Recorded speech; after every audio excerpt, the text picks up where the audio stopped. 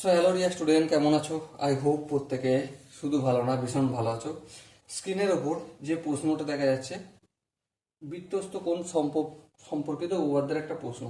ঠিক আছে, এই প্রশ্নটা আমরা মন দিয়ে পড়বো, বুঝবো, তারপর অঙ্কটা করার চেষ্টা করব।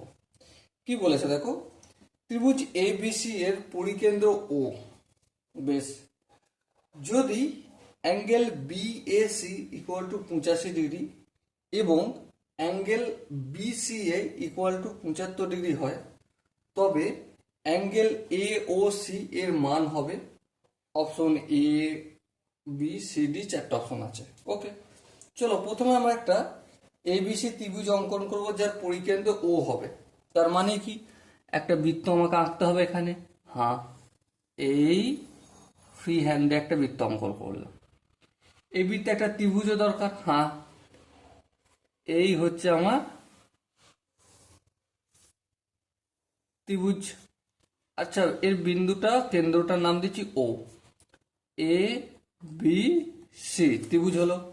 আর কি বলেছে দেখো, বিএসি, বিএসি এই কোণটা কত ডিগ্রি বলেছে? এই কোণটা বলেছে 85 ডিগ্রি। বেশ, বিসিএ মানে এই বিসিএ এই কোণটা কত ডিগ্রি বলেছে? 75 ডিগ্রি। বেশ, কোনটা বলতে হবে?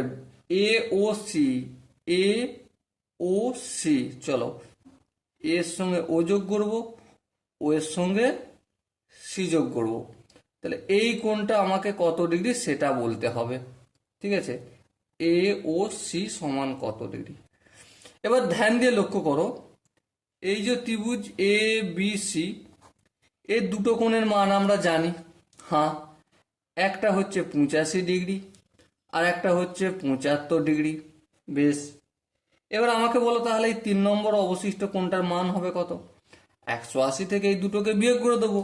হ্যাঁ ঠিক, তাহলে 85 আর হচ্ছে 75, যদি 180 থেকে বিয়োগ করি কত আসবে? দেখো, 85 আর 75 যদি যোগ করি সেটা হচ্ছে আমার 60, 160। 160 থেকে মানে 180 বিয়োগ করলে 20 ডিগ্রি হবে। কত ডিগ্রি? 20 ডিগ্রি হবে, তাই না? বেশ, আচ্ছা 20 ডিগ্রি যদি হয়, এবার একটা কথা বলো, এসি কি? একটা জ্যা। বেশ, এসি জ্যা, এর একই পাশে ও কেন্দ্রস্থ কোণ আছে। হ্যাঁ, আর পরিদিষ্ট কোণ বি, এটাও একই পাশে রয়েছে। হ্যাঁ, আবার দুজনের প্রান্তবিন্দু এ আর সি। হ্যাঁ ঠিক, তার মানে পরিদিষ্ট কোণের ডবল হবে কেন্দ্রস্থ কোণটা। হ্যাঁ, তার মানে এখানটা কত ডিগ্রি হবে? এখানটা 40 ডিগ্রি হবে। ওকে, সো ডিয়ার স্টুডেন্ট, এই কোশ্চেনের কোন আনসারটা সঠিক হবে?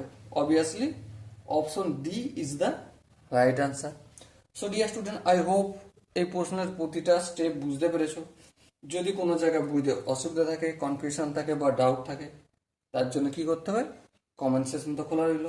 ওকে, সো ডিয়ার স্টুডেন্ট, দেখা হচ্ছে পরবর্তী সেশনে। ততক্ষণ পর্যন্ত ভালো থেকো, সুস্থ থেকো এবং জয় হিন্দ।